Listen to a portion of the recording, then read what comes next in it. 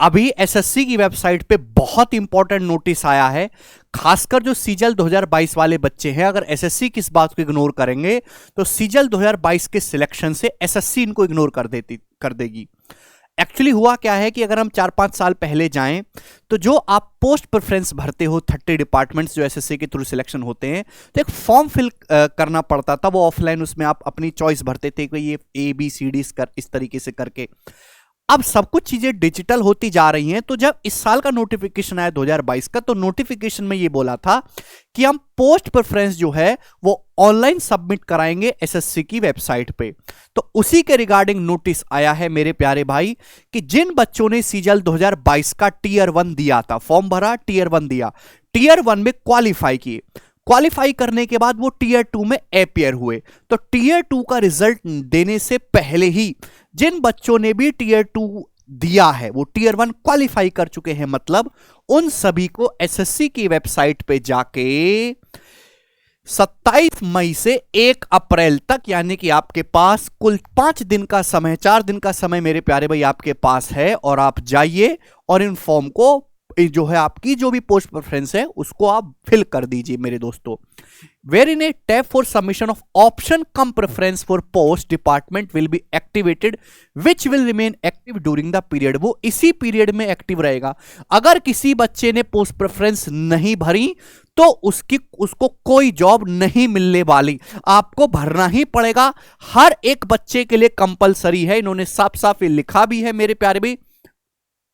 कहां गया कि candidate will not be provided any further opportunity for the exercise of option cum preference beyond the dated mention above. इसके आगे आपको कोई चांस नहीं मिलने वाला।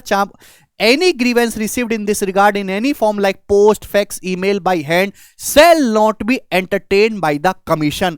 Then you have to submit this.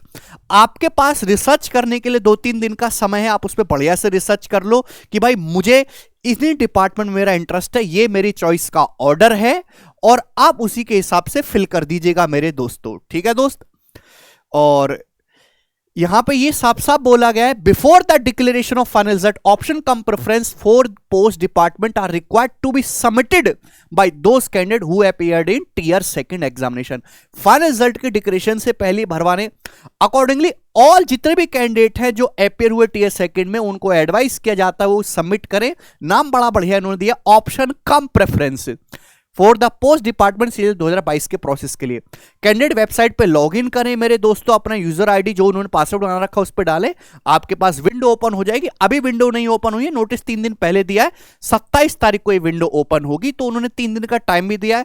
आपके जो सीनियर हैं, जो आपके टीचर हैं, आप उनसे सलाह लीजिए, सर मैं अपने होम स्टेट में रहना चाहता हूं, या मुझे इस जॉब में इंटरेस्ट है, इसमें पे स्केल कैसा है, इसमें वर्किंग कैसा है, या मैं आगे की तैयारी करना चाहता हूं, मेरे लिए कौन सी पोस्ट बढ़िया रहेगी।